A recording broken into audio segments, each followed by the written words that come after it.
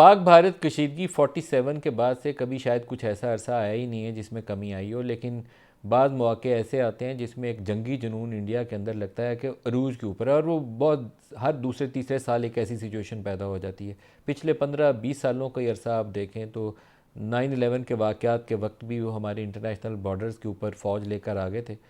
मजबूर पाकिस्तान को करने के लिए और दबाव डालने के लिए कि उधर से भी कुछ सूरत हाल है तो इधर से हम भी आए हुए हैं। पुलवामा का अटैक हो तो उसके अंदर पाकिस्तान के ऊपर इल्ज़ाम तराशी पे भी तैयार थे, और कुछ और भी इल्ज़ाम लगाकर कुछ करने पे आमादा थे। पाकिस्तानी जवाब से उन्होंने वापसी की राख तैयार की, बालाकोट पे आके स्ट्राइक कर दी। पाकिस्तान ने जब उनके जहाज़ मार गिराए तो शर्म फिर भी नहीं आई, फिर भी वो अपने उसी दावे पे और इल्ज़ाम पे कायम रहे। अभी भी सूरत हाल कुछ वैसी ही है, मिलती जुलती। जो कुछ हुआ पहलगाम के अंदर, पाकिस्तान कहता है कि इंडिपेंडेंट इन्वेस्टिगेशन करते हैं, जो ज़िम्मेदार होगा तयन हो जाएगा, लेकिन उसकी तरफ जाने की बजाय इल्ज़ाम यह है कि पाकिस्तान ने किया और पाकिस्तान के ऊपर बराह रास्त जारहाना कार्रवाइयों का वो आगाज़ कर चुके हैं। पाकिस्तानी सफारती अमले की तादाद में कमी की, पाकिस्तान का वहाँ जो मिलिट्री अटैशीज़ हैं उनको वहाँ से परसोना नॉन ग्रेटा करार दे दिया। इसी तरीके से और जितने इकदाम ले सकते थे, लेकिन एक उसमें सबसे बड़ा जो मामला है वो है इंडस वाटर ट्रीटी, जिसको वो कह रहे हैं कि हेल्ड इन अबेंस, जिसकी दुनिया के इंटरनेशनल लॉ में गुंजाइश नहीं है,